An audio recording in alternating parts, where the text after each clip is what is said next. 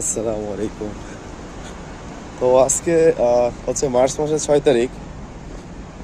তো আজকে ওরকম কোনো স্পেশাল কোনো কিছু না, তবে একটা মজার বিষয় হচ্ছে বিগত 2024 সালের মার্চ মাসের 6 তারিখে আমার ছিল আহ, ঢাকা হজরত শাহজালাল ইন্টারন্যাশনাল এয়ারপোর্ট থেকে ফ্লাইট ছিল। তারপর কুয়েত হয়ে ইজিপ্ট, মিশরের কায়রো এয়ারপোর্টে আমি আসছিলাম। তো মূলত হচ্ছে এই ভিডিওটা মানে হচ্ছে আজকে হচ্ছে মার্চ মাসের 6 তারিখ। তো আমি মিশরে বর্তমানে আছি। আজকের দিন 1 বছর পূর্ণ হলো আর কি, এটাই, আর কিছু না। সকালবেলা রেডি হয়ে অফিসের দিকে যাচ্ছি।